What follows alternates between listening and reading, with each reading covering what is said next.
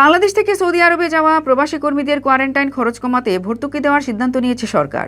একই সঙ্গে মধ্যপ্রাচ্যের দেশগুলোতে গমনেচ্ছু বাংলাদেশি কর্মীদের টিকা দেওয়ার ক্ষেত্রে বয়সসীমা কমানোর চিন্তাভাবনা করা হচ্ছে। বৃহস্পতিবার পররাষ্ট্র মন্ত্রণালয়ে সাংবাদিকদের এসব তথ্য জানান পররাষ্ট্রমন্ত্রী ডক্টর এ.কে আব্দুল মোমিন। পররাষ্ট্রমন্ত্রী বলেন, যারা সৌদি আরবে যাচ্ছে তাদের 7 দিনের কোয়ারেন্টাইন করতে হয়। ওখানে বিভিন্ন লেভেলের হোটেল রয়েছে। আমাদের প্রবাসীদের কোয়ারেন্টাইনের জন্য যেসব হোটেল নির্ধারণ করেছে সৌদি সরকার, সেগুলো অনেক ব্যয়বহুল। প্রবাসীদের এসব হোটেলে যেতে আগ্রহ কম। তিনি বলেন, তাদের কষ্ট দেখে প্রধানমন্ত্রী নির্দেশ দিয়েছেন হোটেলের ব্যবস্থা করার।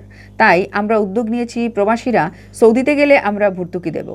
করোনা ভাইরাসের ভারতীয় ধরন বাংলাদেশের শ্রমবাজারকে ক্ষতিগ্রস্ত করছে জানিয়ে মোমেন বলেন, বাংলাদেশে ভারত থেকে অনেক লোক এসেছেন, কিন্তু এর মধ্যে মাত্র 13 জন আক্রান্ত হয়েছেন। ভারতীয় ধরন নিয়ে এত প্রচারণা হচ্ছে যে সবাই ভয় পাচ্ছে।